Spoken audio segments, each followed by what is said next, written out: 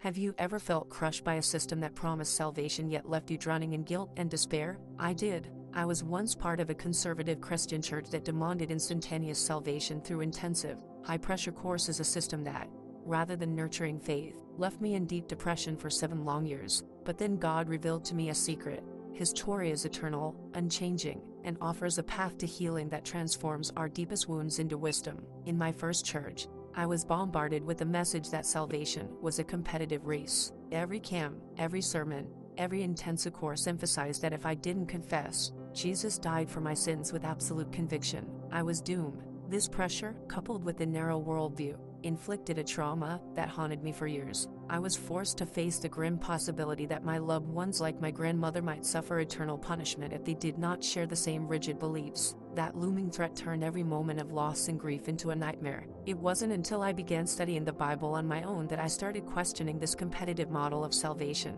I realized that true faith isn't about taking off a checklist under duress, it's about embracing truth. The church's method felt inhumane, as if salvation could be manufactured in a week-long boot camp. Instead, I found that real faith, or Imuna, sharing the same root as Emma, truth, is built on an authentic relationship with God, one that develops gradually through personal experience. I learned that if we follow a worldview rooted in false values like those of the Egyptians, who reaped the bitter harvest of their oppression, we, too, will suffer. Instead, we must take responsibility for our inner lives. The Torah teaches that our family trauma isn't a random misfortune, but a pattern inherited from our ancestors. The Bible warns that the sins of one generation can affect the next 3. Our unhealed wounds, our unchecked ego, and our self-deception create a karmic blueprint that we repeatedly carry with us. In my own life, this meant that unless I confronted my inner darkness, I would keep reliving the same painful cycle. In my quest for healing, I turned to the Torah and discovered a radical truth.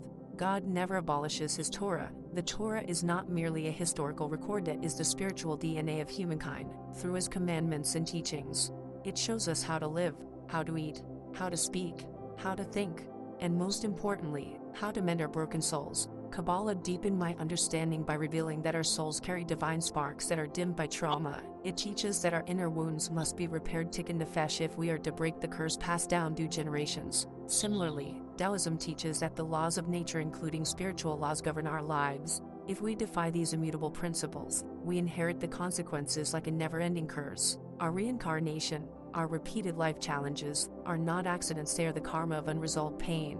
Only by taking responsibility and actively healing can we finally transform our inner darkness into a light that purifies not just ourselves but also our future generations. My journey taught me that healing begins with self-education, a process of turning inward and embracing the truth of who we are. We must reject the idea that salvation comes from external validation or intense, one-size-fits-all courses. Instead, we need to learn from the ancient wisdom of the Torah, the transformative insights of Kabbalah, and the harmonious balance of Taoism. True education demands that we admit our faults, take responsibility for our actions, and actively work to rectify our inner self. When we purify our own souls, we break the cycle of inherited trauma. We stop blaming our families, our societies, or even fate, and instead, we become the architects of our own redemption. Just as the Torah instructs us, you reap what you sow. So too must we sow love, compassion, and responsibility if we want to harvest healing for ourselves and for the generations to come. Today, I stand healed not because I embraced a narrow doctrine of salvation, but because I chose to confront my trauma,